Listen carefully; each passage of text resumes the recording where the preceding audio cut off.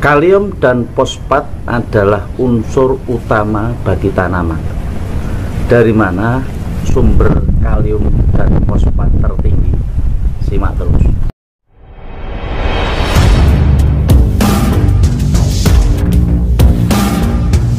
Assalamualaikum warahmatullahi wabarakatuh. Unsur utama yang sangat diperlukan dari tanaman adalah kalium dan fosfat. Sebenarnya bahan-bahan itu sangat berlimpah. Kalau dalam fermentasi pupuk kandang kemarin saya mencampur dengan sekam mentah. Itu kenapa? Karena kandungan kalium dan fosfat pada sekam mentah itu sangat diperlukan bagi tanaman, termasuk unsurnya tinggi. Terus yang kedua, banyak sekali yang mengolah dari batang pisang ataupun yang di bawah ya, yang di bawah. Itu untuk kandungan kalium atau fosfatnya. Rata-rata mereka mengolah dengan cara dibuat untuk pupuk organik cair, yang di situ kapasitasnya dalam satu tangki mungkin sekitar 200 liter. Itu sendiri nanti akan dicampur dengan bahan-bahan organik yang lain ya. Unsur utamanya mungkin dari gedebok pisang ataupun mungkin yang batang bawahnya pisang itu. Karena apa? Unsur yang dibikin untuk pupuk organik cair itu pun sangat kecil ya, sangat kecil sekali ya, karena pencampuran dengan 200 liter air itu akan sangat banyak, dan itu bisa diaplikasikan kepada tanaman dan hasilnya luar biasa. Nah, terus yang kedua, apabila kita menyediakan ya unsur fosfat dan kalium itu sejak awal di lahan, itu justru akan lebih berpengaruh lagi ya, berpengaruh lagi kepada tingkat kesuburan tanah. Karena apa? Sering sekali kita mengeksploitasi tanah ya, diolah beberapa kali, dicangkul dan dipupuk rata-rata dengan pupuk kimia. Ingat, untuk pupuk kimia sendiri itu akan membuat tanah itu mati. Nah, seringkali kita menanam dan hasilnya kita bawa pergi, tidak pernah kita tinggalkan sedikit pun di tanah lagi unsur-unsur yang dibutuhkan tanah. Fosfat dan kalium itu ialah unsur makro. Unsur makro itu ialah unsur yang paling banyak dibutuhkan untuk tanaman. Makanya pemenuhan unsur-unsur fosfat kayak gini kita memang sengaja mengolah dari gedebok pisang, dari batang pisang, dan juga nanti kita ambil untuk yang bawah. Nah, kita cacah kayak gini, kita perlu nanti kita tabur di lahan. Dan tabur di lahan kita olah untuk kita maksimalkan.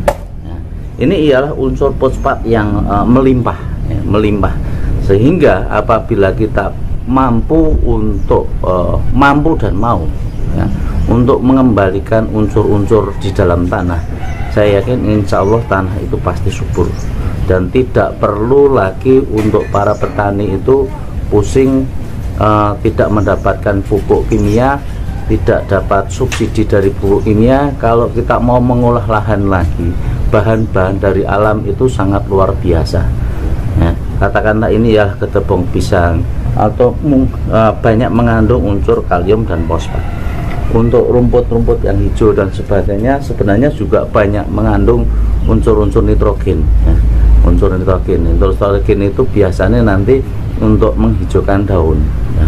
Apabila dibikin pupuk organik cair itu pun nanti biasanya kita mengolah itu dari batang pisang yang bawah atau yang di akar, itu biasanya itu rata-rata karena kandungan fosfat dan kaliumnya tinggi, kita olah, kita fermentasi dengan beberapa unsur ya, beberapa unsur-unsur yang kandungan nitrogennya juga tinggi, sehingga bisa diaplikasikan ke tanaman, bisa diserap dari batang ataupun daun.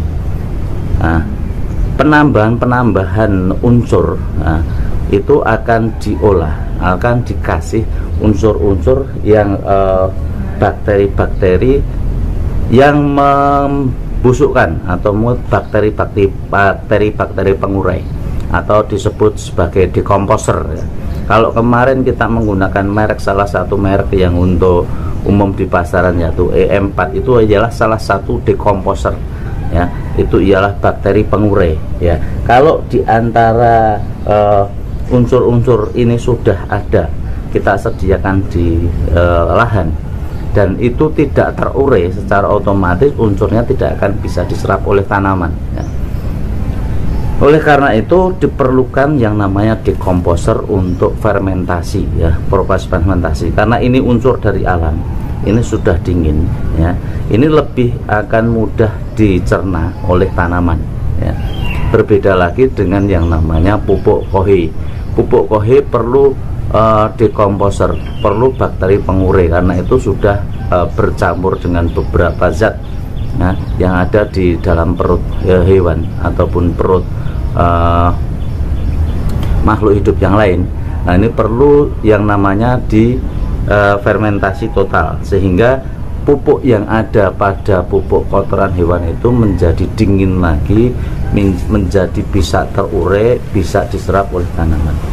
Berbeda dengan unsur-unsur tanaman yang kayak gini, secara otomatis ini masih alami ya, sehingga kalau sudah alami, proses untuk penguraian itu akan lebih mudah ya. Ingat, untuk tanaman silahkan nanti dikasih untuk makanan yang cukup, sehingga tanaman Anda menjadi subur, menjadi lebih segar, bisa menghasilkan hasil yang lebih maksimal. Ini ialah hal yang sering sekali terlupakan oleh petani ya. Seperti tadi saya katakan, rata-rata untuk petani itu ialah mau mengambil hasilnya saja ya, tanpa memperhatikan unsur yang dibutuhkan oleh tanaman. Seringkali bukannya mengambil saja, tapi karena ketidaktahuan. Salah satu contoh mungkin petani jagung, biasanya kalau sudah dicangkul, ditanami, dipupuk, nanti mungkin baik pupuk kandang, sedikit pupuk kandang atau pupuk kimia, hasilnya semuanya dari batang, semuanya diambil, dieksploitasi. Yang nanam padi pun juga sama ya. Rata-rata batangnya padi nanti masih dibawa ke rumah untuk pakan ternak, padinya diambil, tanah itu sudah dihabiskan nutrisinya. Yang nanam singkong pun juga dari batangnya, dari umbinya, dari daunnya, semuanya diambil tanpa kita tinggalkan sesuatu yang dibutuhkan untuk tanaman di lahan tersebut ya. Ini menjadi faktor utama kenapa produktivitas semakin lama itu semakin menurun ya. Coba kita memperhatikan lagi ya, unsur-unsur, sebenarnya unsur seperti saya katakan sudah sangat melimpah di alam. Di alam ini banyak sekali unsur-unsur yang bisa kita kembalikan, yang sangat akan menunjang ya, menunjang untuk kesuburan tanah. Unsur kalium dan fosfat itu saya katakan tadi unsur makro. Ingat ya, unsur makro itu ialah unsur utama bagi tanaman ya, sangat diperlukan. Kalau itu sudah tidak ada, jangan mengharap bahwa tanaman Anda itu akan subur. Manusia sendiri kalau kekurangan unsur kalium itu pun pasti akan lemas. Biasanya kalau kita yang saya mungkin rasakan, apabila saya mungkin lemas, saya cukup banyak mengkonsumsi pisang. Itu tenaga akan kembali lagi. Terutama kemarin pada waktu bulan puasa, sering sekali habis berbuka puasa itu badan kita lemas. Itu saja yang dirasakan oleh manusia. Untuk tanaman pun juga akan sama. Sehingga kalau misalkan kekurangan unsur kalium, begitu kena sinar matahari sedikit, ya tanaman itu akan letoy ya, tidak akan bisa bertahan. Unsur kalium di sini bagi tanaman sangat luar biasa, maka perlu sekali kita mengembalikan unsur-unsur yang ada di dalam tanah. Banyak sekali yang bisa kita olah ya. Sampah-sampah yang kita anggap dulunya membuat kotor itu bisa kita olah lagi, bisa kita manfaatkan lagi. Rumput-rumput yang hijau yang di sini kita kembalikan lagi, kita ambil unsur nitrogennya, kita masukkan lagi ke dalam tanah. Insya Allah apabila tanah sudah kita perhatikan ya nutrisinya, itu akan hasilnya akan lebih baik. Mungkin itu yang bisa saya sampaikan, semoga ada manfaatnya. Billahi taufiq wal hidayah. Wassalamualaikum warahmatullahi wabarakatuh.